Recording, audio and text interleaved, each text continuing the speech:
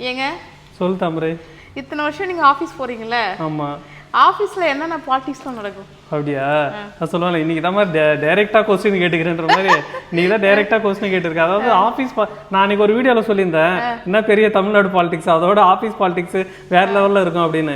எப்படின்னா நான் என்ன பண்ணேன், ஒருத்தரை நம்பி இது மாதிரி நான் வேலையை ரிசைன் பண்ண போறேங்க, இது மாதிரி இந்த கம்பெனியில் வேலை கிடைச்சிருக்கு, இவங்க பண்ற டார்ச்சருக்குலாம் என்னால் இங்கே இருக்க முடியாதுங்க அப்படின்னு நான் அவரை நம்பி என் ஃப்ரெண்ட் ஆயிடுச்சேன்னு சொல்லிட்டேன்.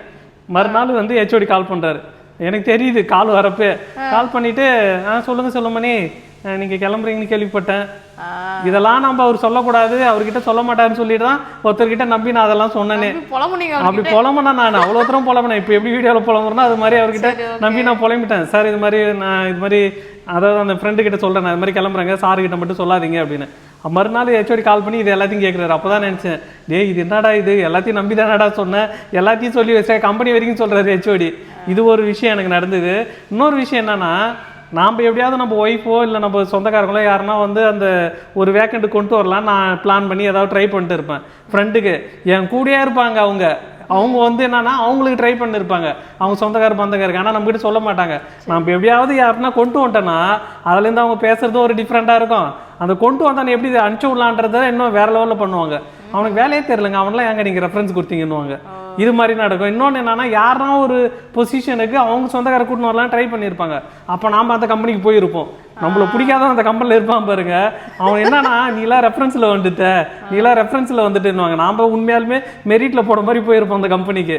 இது மாதிரி நடக்கும். இன்னொன்று என்னன்னா, எல்லாத்தையும் நம்ம கிட்ட வந்து வாங்கிப்பாங்க. வாங்கிட்டு யாருக்கிட்டையும் எதையுமே சொல்ல மாட்டாங்கன்னு நினச்சா நம்ம மறுநாள் ஆஃபீஸுக்கு போகிறதுக்கு முன்னாடி வடிவேல் காமெடி கேள்விப்பட்டிருக்குல்ல, இல்லை எனக்கு ஜோலி ஆகுது இல்லை சீக்கிரம் சொல்லு, உங்கள் அக்கா கொடுத்ததா பேக்கரி வாங்கினேன்னுவாங்கல்ல, அது மாதிரி கேட்பாங்க. என்னங்க பேப்பர் போட்டிங்களாமே, என்னங்க பேப்பர் போட்டிங்களாமே, ஏன்னா நான் ஒத்தங்கிட்டையும் சொல்லேடா உங்களுக்கு எப்படா தெரியுன்னு.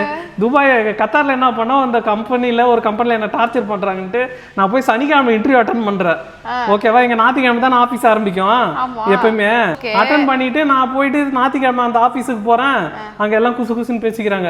அவர் வந்து ஆல்ரெடி இன்டர்வியூலாம் அட்டன் பண்ணிட்டாரு, எப்படி இருந்தாலும் எனக்கு பேப்பர் போட்டுருவாரு, வெயிட் பண்ணுங்க அப்படின்னு. நான் போகிறேன், ஒருத்தர் கேட்குறாரு எனக்கு கொஞ்சம் க்ளோஸ் ஆனவர், நாங்கள் இன்டர்வியூலாம் அட்டன் பண்ணிட்டீங்களாமே, பேப்பர் போட போறீங்களாமே. ஐயோ இன்னும் எனக்கு ஆஃபர் லெட்டரே வரலையா, அதுக்கு முன்னாடி நீங்கள் எல்லாம் இவ்வளோ ஃபாஸ்ட்டாக இருக்கிறீங்களே, நேத்தாண்டா இன்டர்வியூ அட்டன் பண்ணேன் நான். இது என்னன்னா, நான் அந்த இடத்துல போய் இன்டர்வியூ அட்டன் பண்ணுறப்போ ஒரு மேனேஜரு நீ யார்கிட்ட வேலை பார்த்து சொல்லு, உன் மேனேஜர் பேர் என்ன சொல்லு, நான் சொன்னேன். அந்த மேனேஜர் இவருக்கு தெரிஞ்சவர் போல, இவர் அவர்கிட்ட கால் பண்ணி உங்ககிட்ட தான் வந்து ஒர்க் பண்ணாரமே அப்படின்னு இவர் அவர் கேட்க, அவர் வந்து அங்கே சொல்ல. இது மாதிரி எப்படின்னா நம்ம எங்கேயும் யாருக்கிட்டையும் இது போவாது கசியாதுன்னு ஒரு விஷயத்த சொல்லி வச்சிருப்போம், அது கரெக்டாக அவங்களுக்கு போய் ரீச் ஆகும். இது மட்டும் இல்லை, ஒரு சில பேர் நம்பி நம்மளுடைய சேலரி சொல்லியிருப்போம், கரெக்டாக அந்த சேலரி எடுத்து போய் யார்கிட்ட சொல்லணுமோ சொல்லுவாங்க. அது திரும்ப ஹெச்ஓடி கிட்ட இருந்து நம்மளுக்கு வரும், எங்க சேலரின்றது யார்கிட்டையும் சொல்லக்கூடாதுங்க, நீங்கள் உங்கள் சேலரி அவர்கிட்ட போய் சொன்னீங்க, இப்போ அவர் வந்து என்கிட்ட கேட்குறாரு, அவருக்கு மட்டும் அவ்வளோ கொடுக்குறீங்க, எனக்கு இவ்வளோ கம்மியாக கொடுக்குறீங்கன்னு. இது மாதிரி சேலரி விஷயம். அது இல்லாமல் ஒரு சில நேரத்தில் என்ன பண்ணுவாங்க, லீவ் கொடுத்துருப்பாங்க நம்மளுக்கு. அதாவது ஒரு அக்கேஷனலாக ஒரு ஸ்பெஷல் கேஸில் ஒரு சில லீவை கொடுத்துருப்பாங்க, ஒரு வாரம் ஒர்க் ஃப்ரம் ஹோம் மாதிரி பண்ணிக்குவாங்க அப்படின்னு. அதை நாம் யார்கிட்ட நம்பி சொல்லியிருப்போம், இது மாதிரி எனக்கு ஒரு வாரம் கொடுத்தாருங்க ஒர்க் ஃப்ரம் ஹோம் அப்படின்னு. அப்படியே போய் அவங்க கிட்ட சொல்லுவாங்க, நீங்கள் சொல்லும் மணிக்கு ஒரு வாரம் ஒர்க் ஃப்ரம் ஹோம் கொடுத்தீங்க, எனக்கு மட்டும் கொடுக்க மாட்டேறீங்க. அது மாதிரி நிறைய விஷயம் நம்ம இதெல்லாம் நடக்காது, போய் கேட்க மாட்டாங்க பேச மாட்டாங்கன்னு நினைப்போம். இது மாதிரி போயின்னு இருக்கோம்.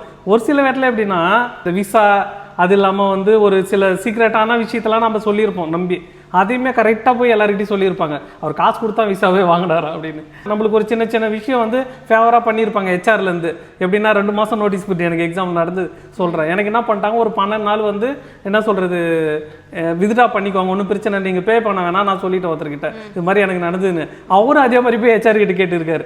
அது என்ன அவருக்கு மட்டும் நீ 12 நாள் வந்து இப்போ காசு ஏற்றி கட்ட வேணாம் போன்னு சொல்லிட்டு, எனக்கு மட்டும் என்ன நீ 2 மாதம் நோட்டீஸ்ன்ற அப்படின்னு. அதுக்கப்புறம் ஹெச்ஆர் மேனேஜர் எனக்கு கால் பண்ணுறாங்க, ஏங்க இது உங்களுக்கு வந்து நீங்கள் பாவமாச்சு, சரி கம்பெனிக்கு இவ்வளோ தூரம் ஹார்ட் ஒர்க் பண்ணீங்களே சரின்ட்டு உங்களுக்கு பண்ணால் நீங்கள் ஏங்க இதை போய் எல்லாருக்கிட்டையும் சொல்லிட்டீங்கன்னு. ஒரு சில கம்பெனியில் நம்ம போய் புதுசாக ஜாயின் பண்ணியிருப்போம், ஜாயின் பண்ணால் இப்போ அந்த கம்பெனியில் 10 வருஷம் 5 வருஷமாக அந்த கம்பெனியில் இருப்பாங்க. ஆனால் அவரோட பொசிஷன் நம்மளோட பொசிஷனோட கம்மியாக கூட இருக்கலாம், இல்லைனா வந்து அவரோட அந்த என்ன சொல்கிறது அவர் வேலை பார்க்குறது நம்மளோட கம்மியாக கூட வேலை பார்ப்பாரு. ஆனால் அவரோட நம்ம கொஞ்சம் மேலே போகிறோம் மேலே வரோம்னு தெரிஞ்சிட்டுனா அதை அவங்களால ஏற்றுக்கவே முடியாது. அது எப்படிலாம் நம்மள பாலிடிக்ஸ் பண்ணி அனுப்பணுமோ வெளியில் அனுப்புறதுக்கு தான் ட்ரை பண்ணாங்க. அதே மாதிரி அவங்களுக்கு அடிமையாக இருக்குன்னு நினைப்பாங்க.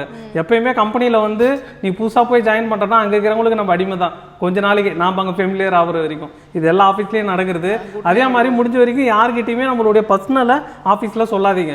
அது உங்களுக்கே ஒரு நாள் ரிவீட்டாக நடக்கும். இதெல்லாம் எனக்கு நடந்திருக்கு, நிறைய நடந்திருக்கு. ஆமாம். இப்பயா அதுக்கு தான் நான் என்ன பண்ணேன், ஒரு சில ஆஃபீஸுக்கு போய் முதல்ல பேசவே மாட்டேன், அமைதியாக இருப்பேன். என்னங்க பேசவே மாட்டேறீங்க கேட்பாங்க. இப்போ நடந்ததே சொல்கிறேன். அதை நான் சொன்னேன்ல, நான் பேசினா எல்லாத்தையும் சொல்லிவிடுவேன், அப்போ அதை வச்சுட்டு என்ன அடிப்பீங்க அப்படின்ற மாதிரி ஒருத்தர் என்கிட்ட கேட்டுனே தரேன், என்னங்க வாயை திறக்க மாட்டேறீங்க. நான் அன்றைக்கி பேச ஆரம்பிச்சிட்டேன், என்னங்க நீங்கள் இன்ஸ்டாகிராமில் பேசுகிற மாதிரி பேசுகிறீங்கன்றது. ஆஃபீஸை பொறுத்த வரைக்கும் நம்ம எங்கெங்கே பேசணுமோ பேசி தான் ஆகணும், எங்கெங்கே அமைதியாக போகணுமோ அமைதியாக தான் போய் ஆகணும். எல்லா நேரத்துலையும் ரூல்ஸ் பேச முடியாது, எல்லா நேரத்துலையும் நம்ம வந்து என்ன சொல்கிறது விட்டு கொடுக்க முடியாது. பேசுகிற இடத்துல பேசணும், அமைதியாக போகிற இடத்துல அமைதியாக போகணும்.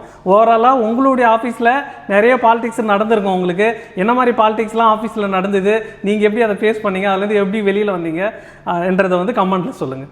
ஓகே மக்கள்.